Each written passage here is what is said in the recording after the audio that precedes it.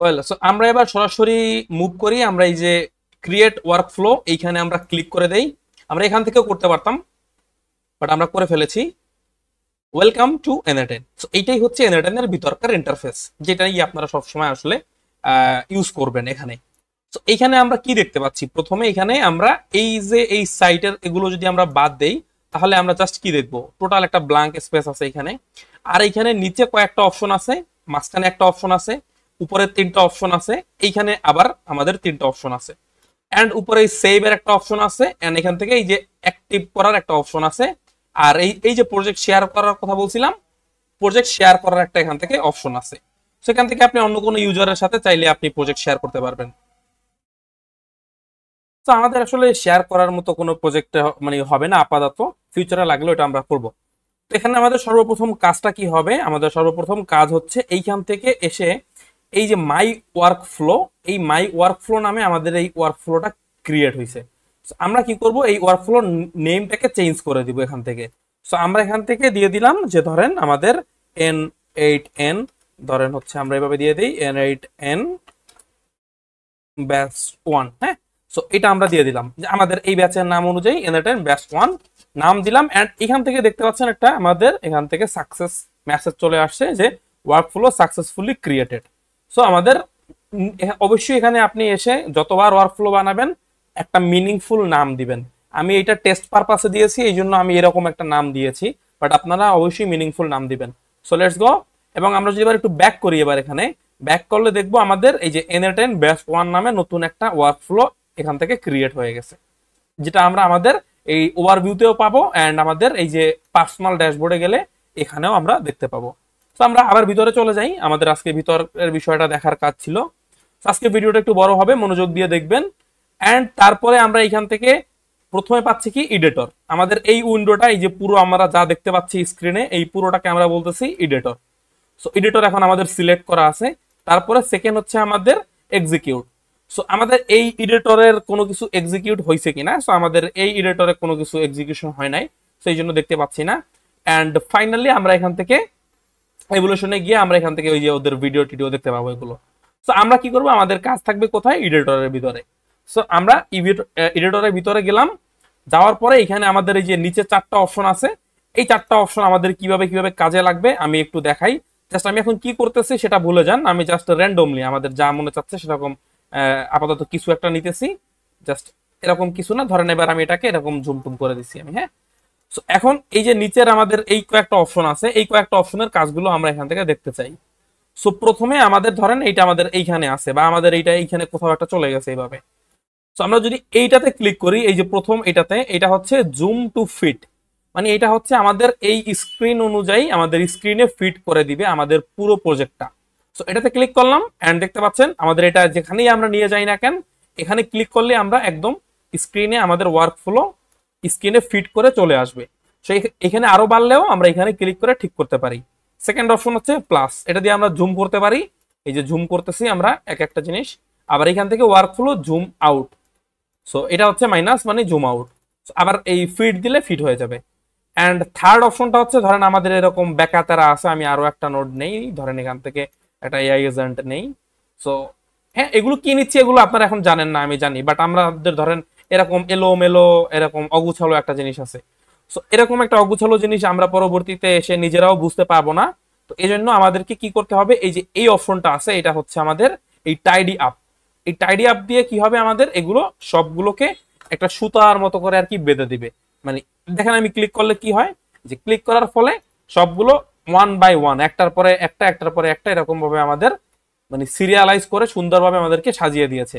তো আমরা যদি এরকম উল্টাপাল্টা করে রাখি অ্যান্ড এই যে zoom in zoom out out আমরা যদি এরকম একটা কিছুটা করে রাখি, তাহলে কি করব, প্রথমে এটা ফিট দিব অ্যান্ড এটা আমরা হচ্ছে এই যে টাইড আপ করে দিব, তাহলে হচ্ছে আমাদের সবকিছু স্ক্রিনে আমাদের সামনে আবার চলে আসবে।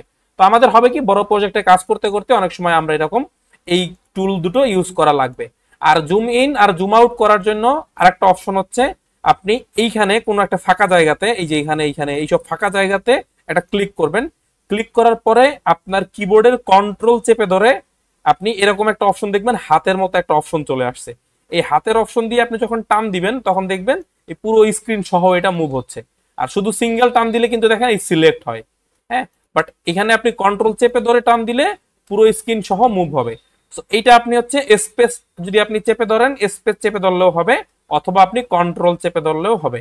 সো কন্ট্রোল চেপে ধরার পরে আপনি এখানে এটাকে মুভ করলেন, এন্ড তারপরে আপনি যদি আপনার ওই যে মাউসের যেটাকে আমরা হুইল বলি, মাউসের যেটাকে আমরা ঘুরাই, এটা যদি আপনি ঘুরান, নিচের দিকে ঘুরালে এটা হচ্ছে আপনার ছোট হবে, উপরের দিকে ঘুরালে এটা হচ্ছে আমাদের জুম হবে। এই জুম ইন জুম আউটের অপশন এখানেও এভাবে আপনি মাউস হুইল দিয়েও করতে পারবেন, তবে সেক্ষেত্রে অবশ্যই কন্ট্রোল চেপে ধরে নিতে হবে। সো আমরা এটাকে আবার স্ক্রিনে ফিট করে দেই এন্ড আমরা এই টাইডি আপ করে দেই। আশা করি এই অপশনগুলোর কাজ আপনারা বুঝতে পেরেছেন। এখানে কি করছি এগুলো বোঝা লাগবে না। সো এইখানে আমরা এই যে প্লাস আইকনে গেলে এখান থেকে দেখতে পাবো কি ওপেন নোটস প্যানেল। এইখানে গেলে আমরা অনেক নোটস দেখতে পাই। এই নোটস নিয়ে আমরা নেক্সট ভিডিওতে আলোচনা করব, বাট এইখান থেকে আমরা অন্য অন্য নোটগুলো অ্যাড করতে পারি।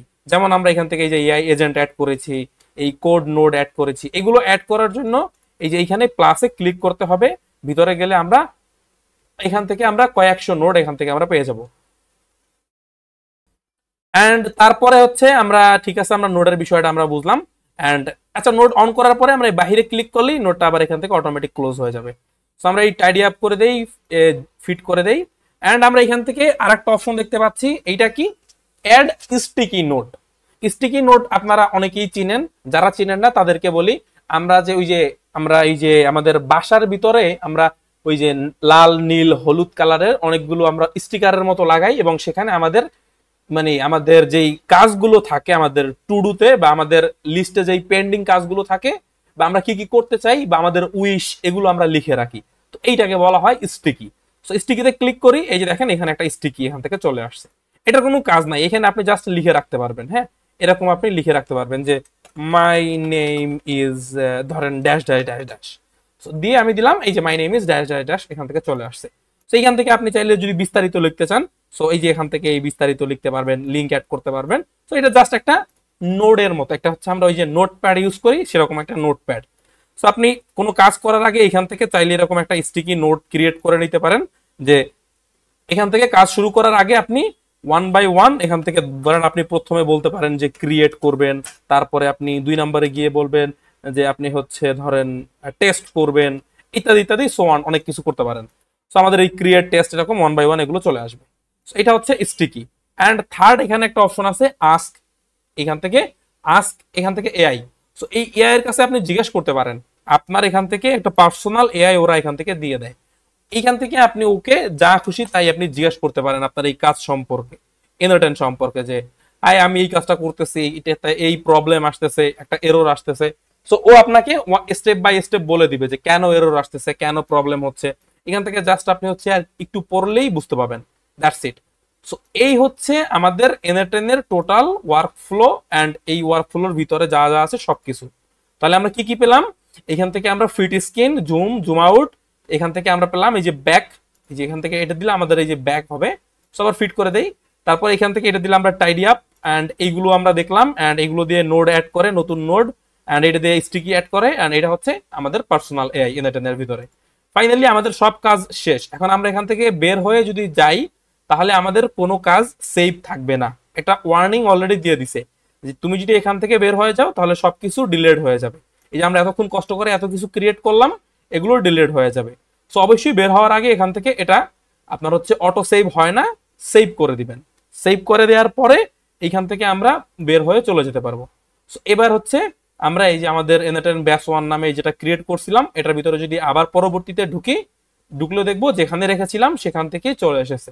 So that's it. এই ভিডিও আর বড় করবো না, এই ভিডিও এই পর্যন্তই থাকুক। আশা করি আপনারা ভিতরের ইন্টারফেস গুলো ভালো করে বুঝতে পারছেন। এন্ড সবার কাছে আমার একটা রিকোয়েস্ট থাকবে, সবাই ভিতরের ইন্টারফেসটা খুব ভালো করে এই ভিডিওটা দেখবেন, এন্ড খুব ভালো করে এই ভিডিওটা বুঝবেন। এই ভিডিওটা যদি বুঝতে পারেন তাহলে আপনি আপনার পরবর্তী কাজগুলো করতে একদম সহজ হবে। আর না যদি বুঝেন, এইটা 2বার দেখেন এই ভিডিওটা। Thank you so much. আল্লাহ হাফেজ।